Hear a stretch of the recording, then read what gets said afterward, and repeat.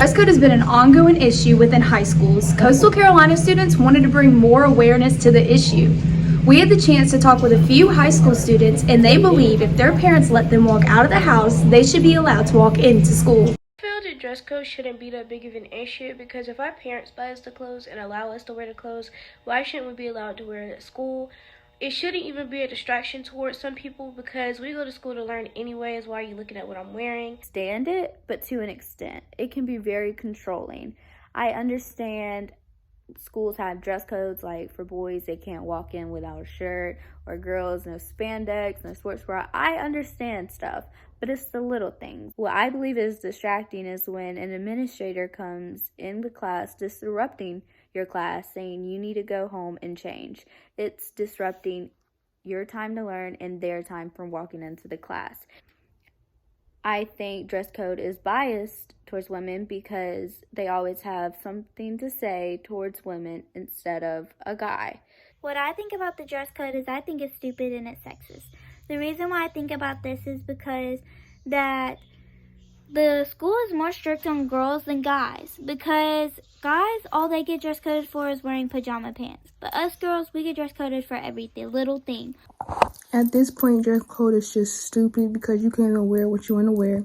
And you don't even know what people got going on at home. They probably can't afford it. They probably can't afford other clothes. And you're going to tell them how they supposed to dress or they got to go home.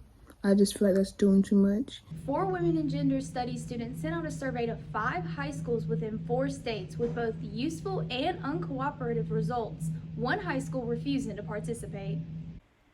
72% of the surveys were female, with the other 20% being male, so they still got the male perspective, with 10% of the students that took the survey didn't seem to take it as serious, identifying as a sunflower seed or built different. With the grades of the surveys, they ranged from freshman to senior, 51% being freshmen, so the most causing issue is when you are first approaching high school.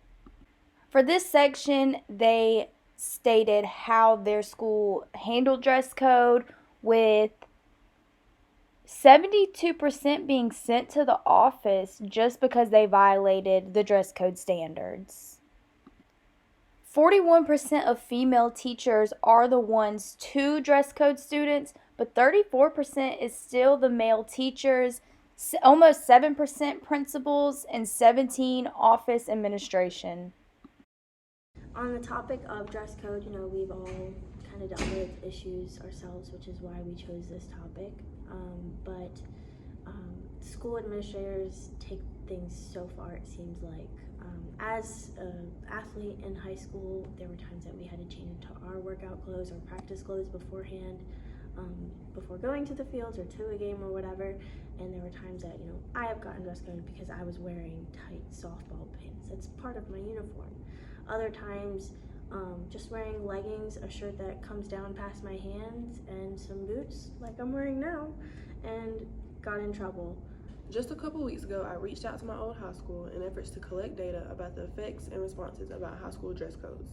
My school was the only school that didn't cooperate. I had sent the email to a guidance counselor in order to get it approved. I sent the email out on a Thursday and never got a response back. I needed to go in and conduct interviews about the subject, but no one ever got back to me. I was told that the email was seen, but I never got a response. I was hoping that at least a survey got sent out, but it came to my surprise that there weren't any surveys taken from the school. I was sitting back wondering why the survey wasn't getting sent out, but my group and I realized that they were reluctant because our questions were going against what they were trying to enforce. Doing our survey, we figured that we would get at least a few funny answers because we have friends who tend to take a serious situation and make it a little funny to lighten the mood. We asked the question, how does your school handle dress code? Select all that apply. We gave a few answers like sent to office, ISS, a referral, forced to change into gym clothes, and then there was a fill in the blank section. And one of the answers was women are free to wear what they would like, but looking is free, whatever. Another answer though was rape, and that is what kind of threw us all for a loop and made us all kind of uncomfortable that they would put that answer in there on such a topic as this is. Dress code comes full circle with women and gender studies by making women feel like objects instead of people. We as women aren't allowed to wear what we want or be who we are through our clothing because it's distracting to the men in the room. When we were doing our survey, we tried to target a wide audience of people, most being cisgender men and women and trans individuals and everybody in between. Not only is there no dress code at Coastal, but there are no restrictions or limitations to what you wear, and what we wear doesn't seem to affect the level of work that people are completing.